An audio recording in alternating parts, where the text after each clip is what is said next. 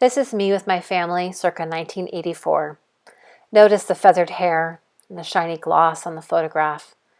We're a happy family, for the most part.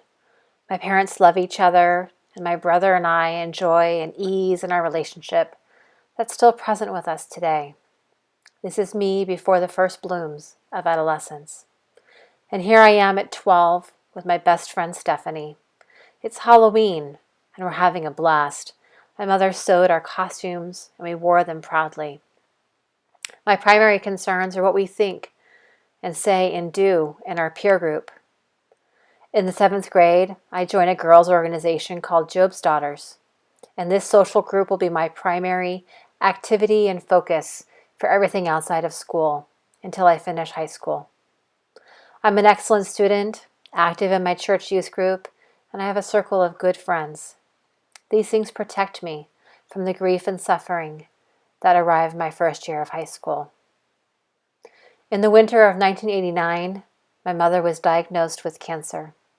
She'd had cancer a decade earlier and survived, but now it had returned. For the next 2.5 years, she would fight it, but in June of 1991, she would lose her life, and my adolescence, as such, would end. I remember clearly that the night my mama died, we went to a baseball game. Betty, the hospice nurse, had been at our house for 3 days now. My dad wanted to get us out of the house. We were worn thin with the anticipation of grief. I was so numb by then. For months now, I had lived with a certain knowledge of her imminent death. Leering at me from the corners of my consciousness, the knowing stood, ready to pounce. I went through the motions of living, school, homework, talking on the phone with friends, making plans for the future. But really, we were just waiting. And yet we never spoke of it as a family, never spoke of what life would be like after. Never spoke of how much we would miss her. So my daddy took us to the game that night. The Oakland A's, nosebleed seats at the Coliseum. It was June and the night was warm. I was 17 when she passed away.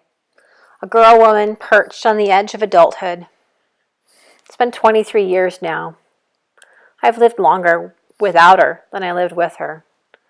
I look back on that girl that I was. She had to be so brave. A long time ago I read that everything happens for a reason, and that sometimes things happen that interrupt the story of who you think you are and set you on a whole new trajectory. And my lived experience tells me that the second part is true. There are things that interrupt the story of who you think you are and set yourself on a brand new trajectory. I understand suffering and grief because I've walked through it, and it allows me to meet others in their suffering too, even when the contents of their suffering is radically different. Resilience and sensitivity are often born from adversity, and I'm grateful for those gifts.